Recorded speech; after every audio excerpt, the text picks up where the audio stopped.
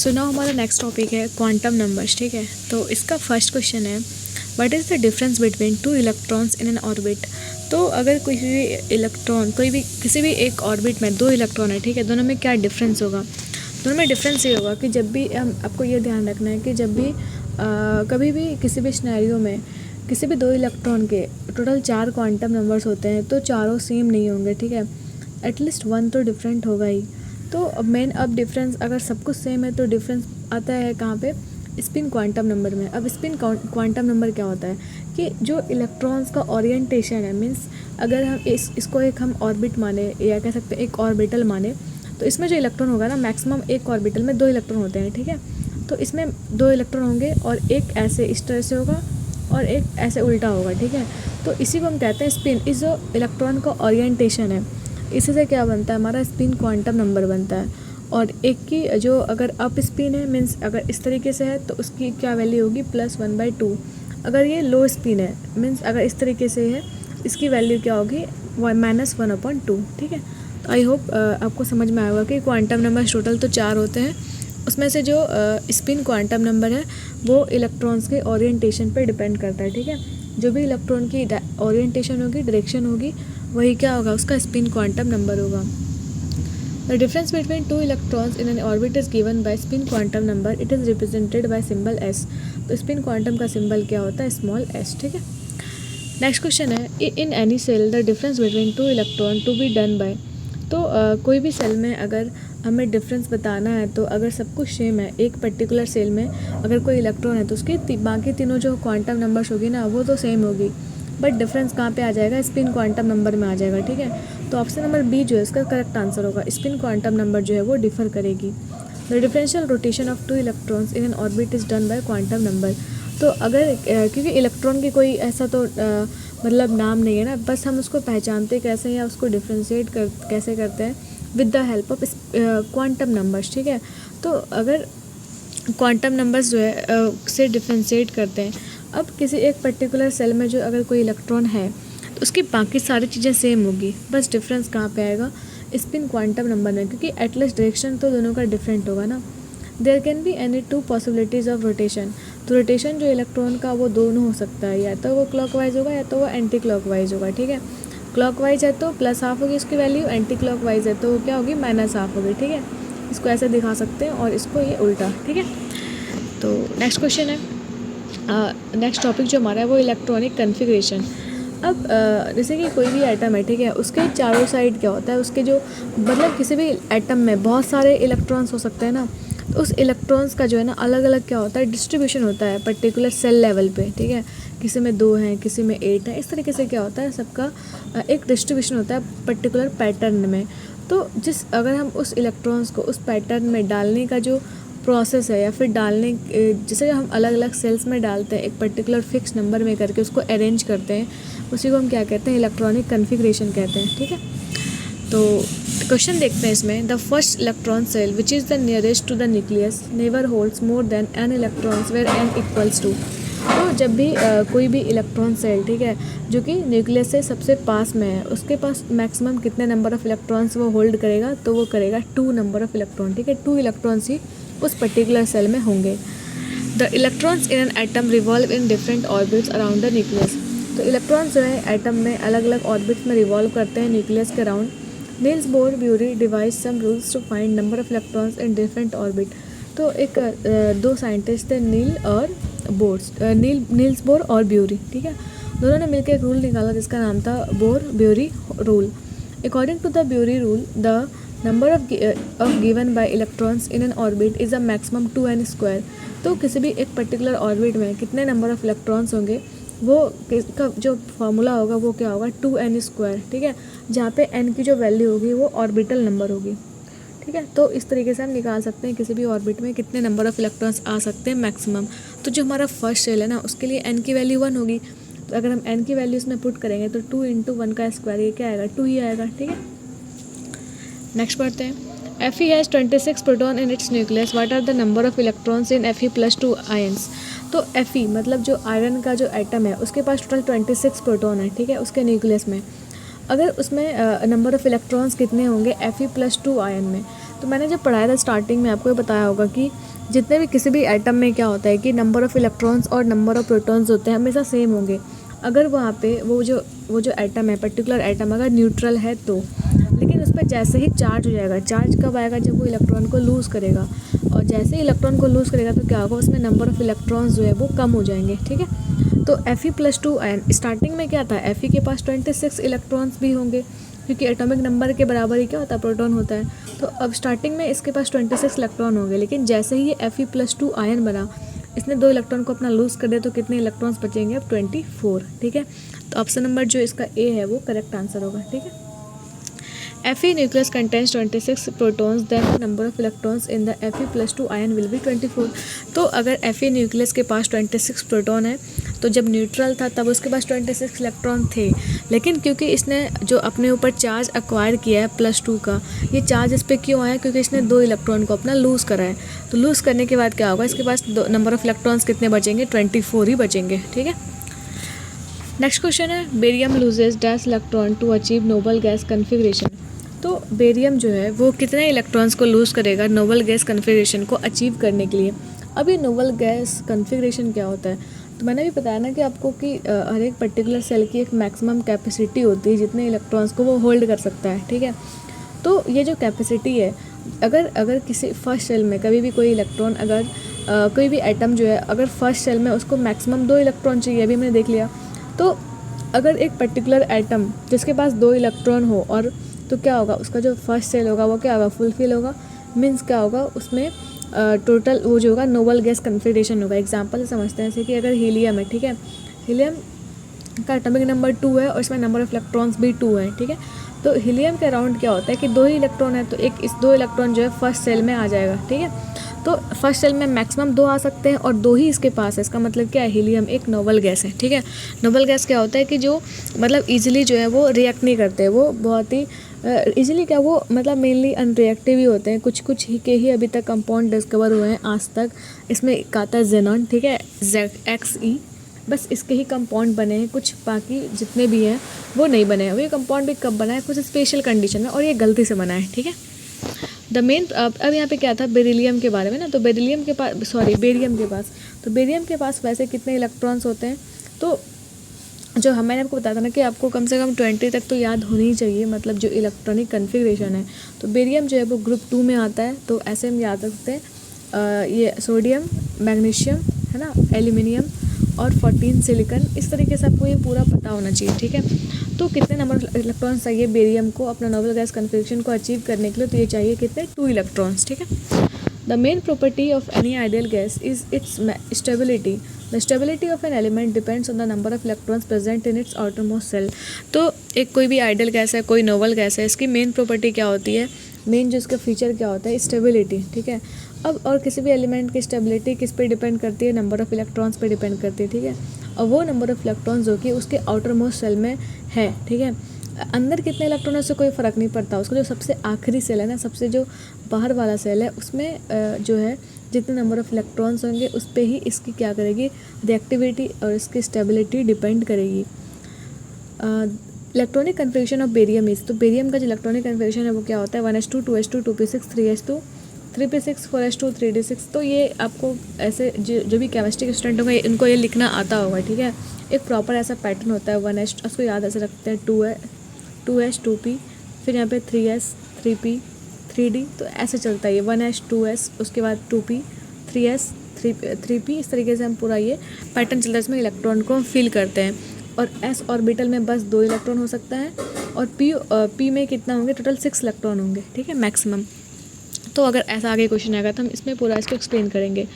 Next question है, the general electronic configuration NH2 NP3 fits which of the following element. तो ये जो NH2 NP3 जो configuration है वो किस एलिमेंट को फिट करता है। NH2 NP3 जब भी कोई कन्फिग्रेशन को हम शो करते हैं ना, तो उसके आउटर मोस्ट शेल की कन्फिग्रेशन देख के हम क्वेश्चन में पूछा जाता है। ठीक है, तो NH2 NP3 है, इसका मतलब ये N की वैल्यू कुछ भी हो उससे फ़र्क नहीं पड़ता, बट इलेक्ट्रॉन्स उसमें कितने होंगे, 3+2 5 इलेक्ट्रॉन्स होंगे। तो अगर 5 इलेक्ट्रॉन्स है तो किस आइटम में 5 इलेक्ट्रॉन्स है इसमें से, तो वो हमारे पास है नाइट्रोजन। ठीक है, तो ऑप्शन नंबर डी जो इसका करेक्ट आंसर होगा, क्योंकि इसकी जो ये जो होते हैं ना, मतलब टोटल एटॉमिक नंबर वो होती है 15। इसको लिख सकते हैं 1s2 2s2 2p3, एक सेकेंड मैं इसको पूरा लिख के बताती हूँ, ठीक है। नाइट्रोजन का एटॉमिक नंबर कितना होता है 7, इसको लिख सकते हैं ऐसे 1s2 2s2 और 2p3, ठीक है। तो ऑटोमोस्ट शेल क्या है इसका 2s और 2p, तो यहाँ पे टोटल नंबर ऑफ इलेक्ट्रॉन्स कितने हैं इसमें 3 और 2 5।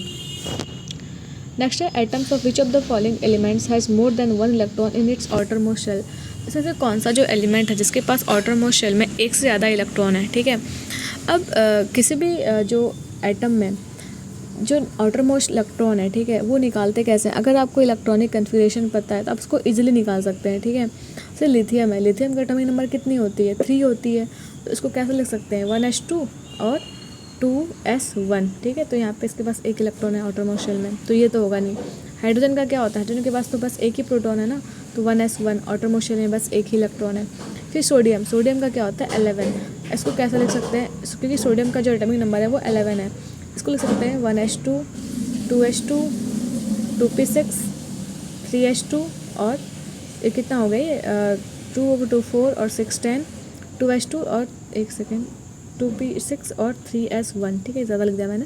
तो इसमें भी आउटर मोशन में कितने एक इलेक्ट्रॉन है, लेकिन बेरिलियम में क्या होगा एक से ज़्यादा इलेक्ट्रॉन्स होंगे, ठीक है, आउटर मोशन में इनफैक्ट 2 होंगे, ठीक है। आगे बढ़ते हैं। तो इलेक्ट्रॉनिक कन्फिगरेशन हर किसी का दिया हुआ है यहाँ पे, लिथियम का 2 1, ठीक है, और सोडियम का 2 8 1, इलेक्ट्रॉनिक कन्फिगरेशन ऑफ हाइड्रोजन 1 और बेरिलियम का क्या होगा 2 2, ठीक है। Next question is what happens when 1s and 1p orbital is hybridised. तो जब भी कभी एक s और एक p ऑर्बिटल का हाइब्रिडाइजेशन होता है तो उससे क्या मतलब क्या होता है, ठीक है, किस तरीके का स्ट्रक्चर बनता है। तो जब भी एक s की जो शेप होती है ना वो होती है स्फेरिकल, ठीक है, और p की शेप होती है ऐसे, है ना, ये डम्बल शेप का। जब दोनों की हाइब्रिडाइजेशन होगी, जब दोनों की ऑर्बिटल की जब मिक्सिंग होगी, ठीक है, तो इसका जो एंगल होगा ना वो कितने का होगा 180 डिग्री का होगा, ठीक है। तो यहाँ पे जो इसका आंसर होगा we get 2 orbitals at 180 degree, ठीक है। If the s p orbital is spherical और पी जो होता है वो डम्बल शेप का होता है और shaped 4 of the 5 d orbitals are अब है। अब तो ये हो गया एस और पी का, एस तो हो गया स्फेरिकल, पी हो गया डम्बल शेप का, ठीक है। लेकिन जो डी ऑर्बिटल्स है उसका शेप कैसा होता है डबल डम्बल, ठीक है, इस टाइप का, ठीक है। और जो डी के बाद एफ ऑर्बिटल है, ई कोई ऑर्बिटल नहीं होता, एफ होता है। तो एफ की जो शेप है ना वो पूरे डिफ्यूज्ड है, एक कोई पर्टिकुलर शेप नहीं है, ठीक। नेक्स्ट टॉपिक है हमारा एटॉमिक न्यूक्लियस, ठीक है। अब हम पढ़ेंगे जो एटम का जो न्यूक्लियस है उसमें कौन सी चीज़ें होती है और उसका वैल्यू क्या होता है, ठीक है। मेनली इससे भी क्वेश्चन काफ़ी ज़्यादा आते हैं क्योंकि काफ़ी ईजी होते हैं, ठीक है। तो नेक्स्ट हमारा फर्स्ट क्वेश्चन है इसमें the size of nucleus is approximately. तो हमारा जो न्यूक्लियस है उसका साइज़ कितना होता है, तो साइज़ ऑफ न्यूक्लियस होता है वो 10⁻⁻15 मीटर होता है, ठीक है, ये अप्रॉक्स में है। What is the atomic mass of oxygen expressed in you. तो एटॉमिक मास जो होता है ऑक्सीजन का वो कितना होता है, ये होता है हमारे पास 16, ठीक है। ये क्योंकि यहाँ पे लिखा हुआ है एटॉमिक मास, इस वजह से यहाँ पे 16 होगा। अगर यहाँ पे मॉलिक्यूलर मास लिखा रहता तो आंसर कुछ और होता। ऐसे देखिए एक ऑक्सीजन का जो एटम है ये तो हो गया एटम, ठीक है, इसका एटॉमिक मास कितना है 8 × 2 मीन्स 16, और इसका जो मॉलिक्यूलर मास होगा ऑक्सीजन का वो कितना होता है 32 होता है, ठीक है, क्योंकि ऑक्सीजन जो है वो अपने डायटोमिक स्टेट में एग्जिस्ट करता है, O2 के फॉर्म में एग्जिस्ट करता है। Next question is what is the atomic number of nitrogen. ये बहुत ही आसान क्वेश्चन है नाइट्रोजन के, और जो सीजन में पूछा गया है, ठीक है। तो ये काफ़ी लेटेस्ट भी है। तो एटॉमिक नंबर कितना होता है नाइट्रोजन का, वो होता है 7, ऑप्शन नंबर सी उसका करेक्ट आंसर होगा। तो nitrogen is a chemical element with a symbol N। तो नाइट्रोजन का सिंबल क्या होता है N होता है, ठीक है। इसका एटॉमिक नंबर 7 है और ये हमारा जो एटमॉस्फेयर है उसमें 78% जो है ना वॉल्यूम वो इसका ही होता है, नाइट्रोजन गैस का ही होता है। इसको डिस्कवर किसने किया था डेनियल रदरफोर्ड ने 1772, ये ज़रूरी नहीं है, ठीक है। नेक्स्ट टॉपिक है हमारे पास आइसोटोप्स। अब हम अलग अलग टर्म्स पढ़ेंगे, आइसोटोप्स, आइसोबार, आइसोटोन्स, ठीक है।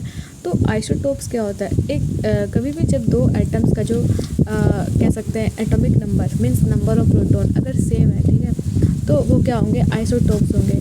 तो यहाँ पे क्या बोल रहा है which of the following is false, कौन सा इसमें फॉल्स है। हाइड्रोजन एटम इज़ रफली 1/3 of the mass of tritium. तो जो हाइड्रोजन एटम है उसका जो मास होता है वो ट्रिटियम से क्या होता है 1/3 होता है, नहीं ऐसा नहीं है। Deuterium is called heavy hydrogen. Deuterium क्या होता है हैवी हाइड्रोजन होता है, ये सही है, ठीक है। तो ये बिल्कुल सही है। ड्यूटेरियम एटम हैज़ 1 न्यूट्रॉन, ठीक है। ड्यूटेरियम के पास एक न्यूट्रॉन होता है, ये बिल्कुल सही है क्योंकि इसका ऐसा होता है 1H2, ठीक है, इसके पास एक न्यूट्रॉन होता है, ये सही है। नेक्स्ट है protium is the rarest isotope of hydrogen. तो प्रोटियम जो है वो रेयरेस्ट आइसोटोप है हाइड्रोजन का। तो यही इसका करेक्ट आंसर होगा प्रोटियम के बारे में।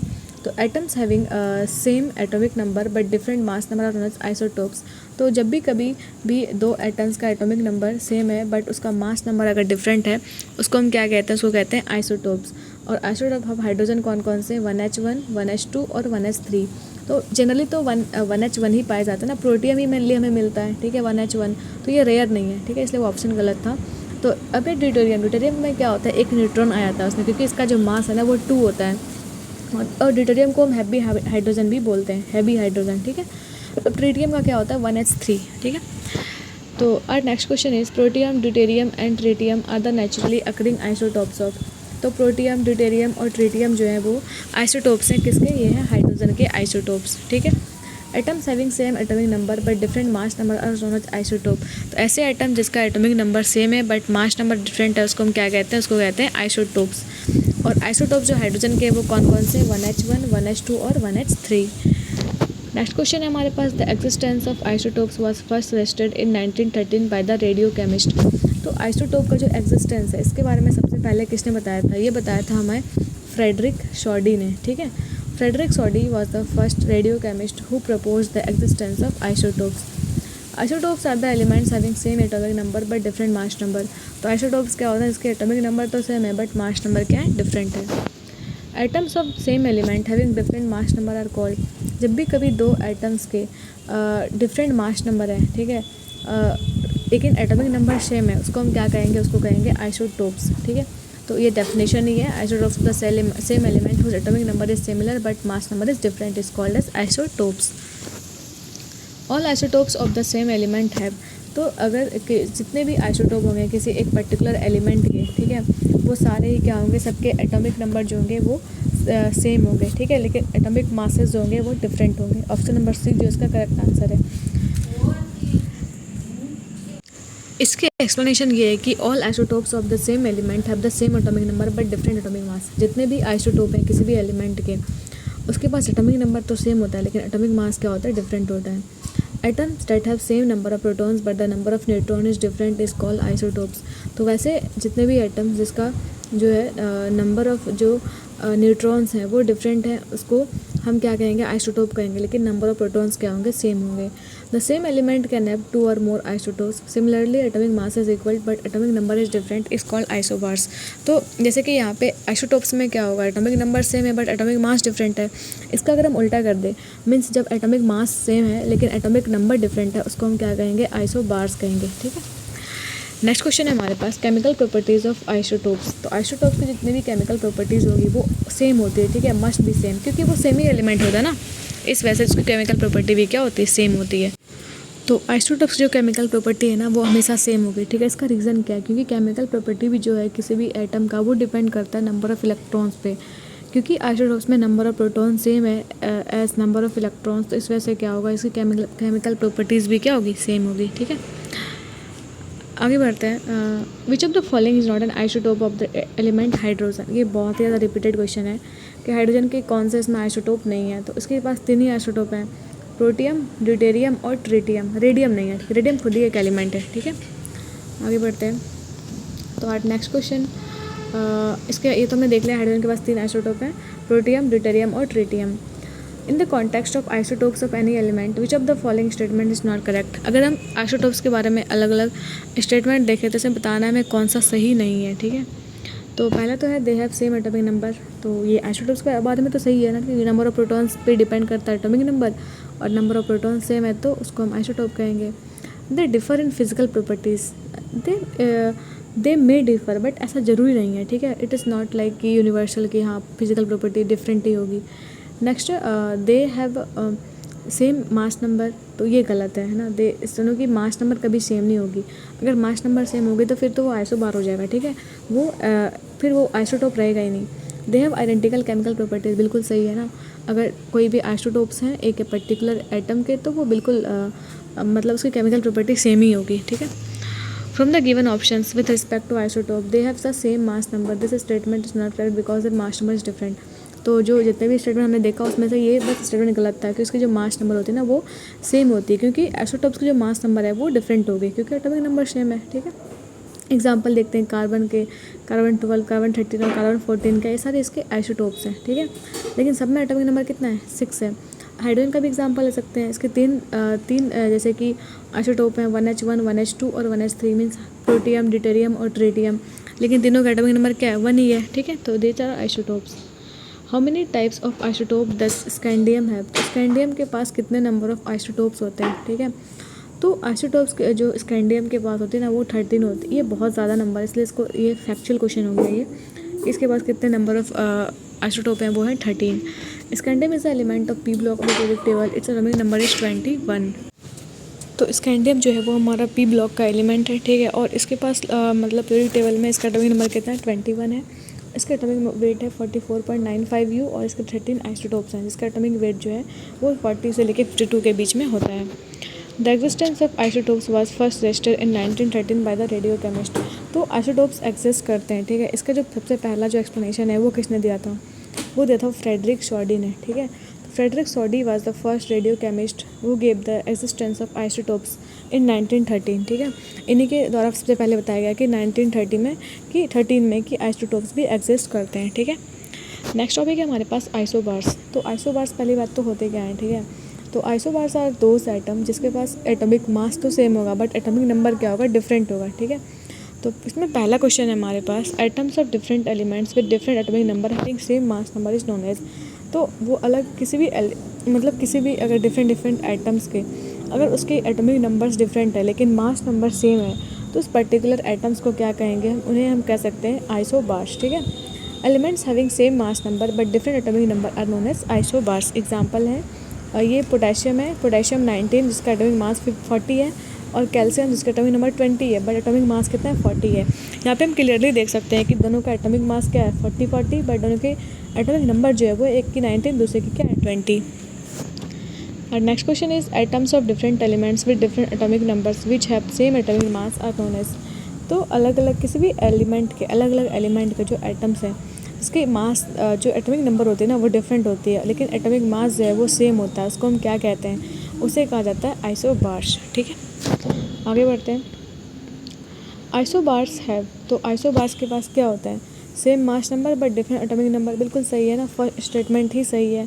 अब आगे बढ़ते हैं, तो इसमें क्या लिखा हुआ है, different mass number but same atomic number. ये तो आइसोटोप्स होते हैं ना कि आइसोबार। ठीक है, same mass and atomic number ऐसा नहीं होता। ठीक है, different mass and atomic number, तो इसको कोई स्पेसिफिक नाम नहीं देते हम। ठीक है, तो isobars have same mass number but different atomic number. Isobars जो है उसकी मास नंबर तो सेम होती है लेकिन उसके जो एटॉमिक नंबर होगी ना वो डिफरेंट होगी। The number of protons in the isobars varies but the sum of numbers of proton and neutron is same. तो आइसोबार्स में क्या मास नंबर सेम होता है। ठीक है, इसलिए उसमें प्रोटॉन्स का नंबर और न्यूट्रॉन का नंबर जो है वो वैरी ज़रूर कर सकता है, मीन्स लेकिन दोनों का जो सम होगा ना that will be always equal. ठीक है, next question is which of the following is an example of pair of isobars. इसमें से कौन से जो हैं वो आइसोबार्स हैं। ठीक है, हाइड्रोजन का मास कितना होता है, 1। हीलियम का कितना होता है, 4, तो ये तो नहीं है। ठीक है, कैल्शियम का कितना होता है, 40। आर्गन की भी 40 होती है। ठीक है, दिस टू आर क्या कहते हैं, मतलब दिस टू आर आइसोबार्स। ठीक है, क्लोरीन की तो नहीं होगी, क्लोरीन की जो मास होती है ना वो होती है 35.5।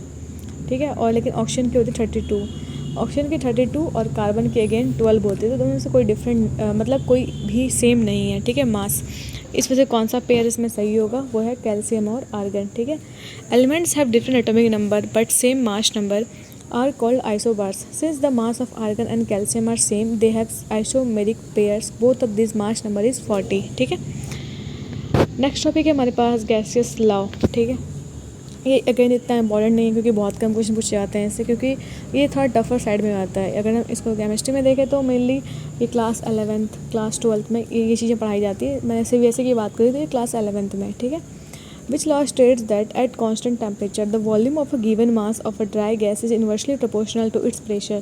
तो कौन सा लॉ ये कहता है कि अगर हम टेम्परेचर को कांस्टेंट रखें, ठीक है, तो वॉल्यूम का गैस का जो वॉल्यूम है वो इन्वर्सली किसके प्रोपोर्शनल होगा, प्रेशर के। ठीक है, ये कौन सा लॉ कहता है? दिस इज़ बॉयल्स लॉ, ठीक है।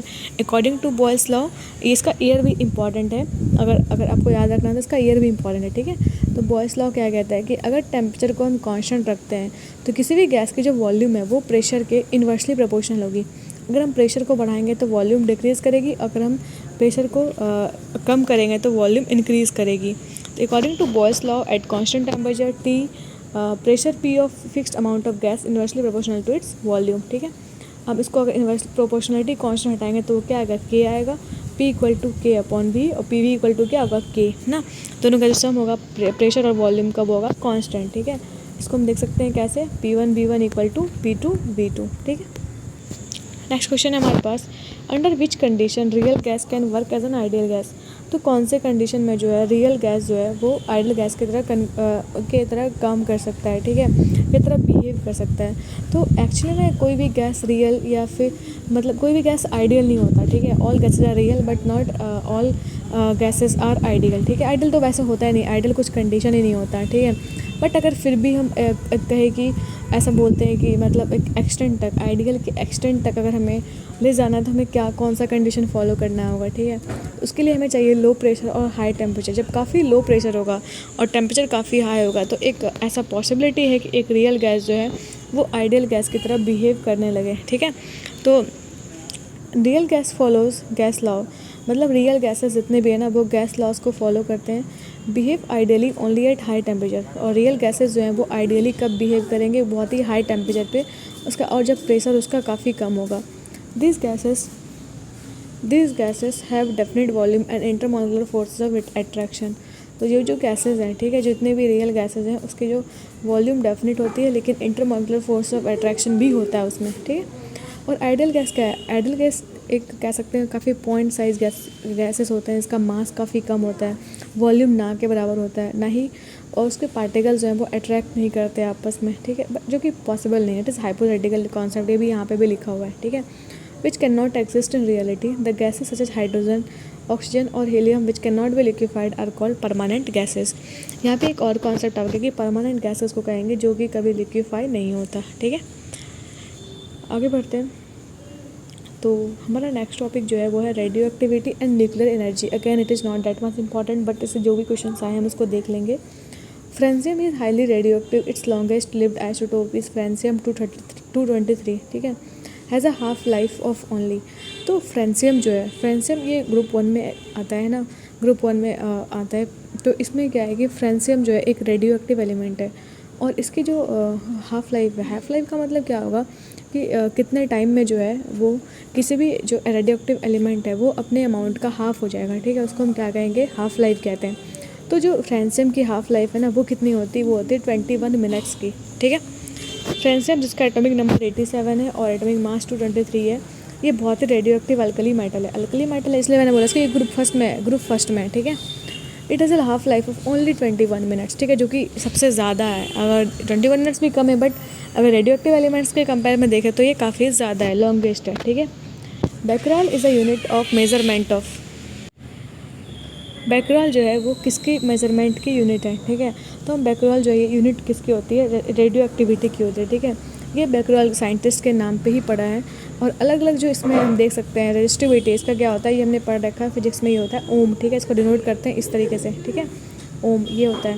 वेलोसिटी तो मीटर पर सेकंड होगी, ठीक है। कंडक्टिविटी की क्या होती है? साइमन्स, ठीक है, साइमन्स पर मीटर, ठीक है। क्योंकि रेजिस्टिविटी का कंडक्टिविटी क्या होता है? 1/, रेजिस्टिविटी, ठीक है। रेजिस्टिविटी का उल्टा तो क्या होता है? कंडक्टिविटी होता है। नेक्स्ट क्वेश्चन इज ऐसा यूनिट ऑफ रेडियो एक्टिविटीज़। तो ये रेडियो एक्टिविटी का ऐसा यूनिट क्या है? ये है हमारे पास बैकरोल, ठीक है, जो हमने पढ़ लिया है। और इसकी रेडियो एक्टिविटी की यूनिट का ऐसा यूनिट वो है becquerel. The method of age determination call radio active uranium dating can not be use to determine the age of. तो अगर हम देखें कि रेडियो एक्टिव यूरेनियम डेटिंग, ठीक है, ऐसे क्या होता है? कार्बन डेटिंग, तो C14 से होता है, वो भी खुद एक रेडियो एक्टिव एलिमेंट ही है, आइसोटोप है कार्बन का, रेडियो एक्टिव आइसोटोप। तो इसमें से बोल रहा है कि रेडियो एक्टिव यूरेनियम डेटिंग से हम किस चीज़ का एज डिटरमाइन नहीं कर सकते? वह फॉसिल्स और प्लांट बॉडीज़ का, ठीक है। तो radio active uranium dating can not be use to determine the age of fossils and plant bodies. तो इसका हम जो रेडियो एक्टिव यूरेनियम डेटिंग है, इसका हम यूज़ नहीं कर सकते किसी भी फॉसिल या प्लांट बॉडीज़ का एज निकालने के लिए। इसके लिए हम क्या करते हैं, कार्बन 14 C14 का यूज़ करते हैं, ठीक है। Although this is also radioactive element, ठीक है, रेडियो एक्टिव आइसोटोप है कार्बन का। Uranium dating is use to determine the age of very ancient objects even 1 million years old. With the help of this the age of moon and earth was determined. तो जो uranium जो element है ना, uranium जो metal है, इसका use कहाँ पे करते हैं, अगर बहुत ही ज़्यादा पुराना कोई सब्सटेंस है, कोई भी बहुत ही पुराना अगर पार्टिकल है, उसका एज डिटरमाइन करने के लिए इसका यूज़ करते हैं। फॉर एग्जांपल इसका जो मून या फिर अर्थ का जो एज है, इसी से डिटरमाइन किया गया था। और इसका इस मेथड को डेवलप किसने करा है, ये किया है विलार्ड फ्रैंक लिबी ने, ठीक है। नेक्स्ट टॉपिक है हमारे पास वैलेंसी और केमिकल बॉन्डिंग, जो कि बहुत इंपॉर्टेंट टॉपिक है।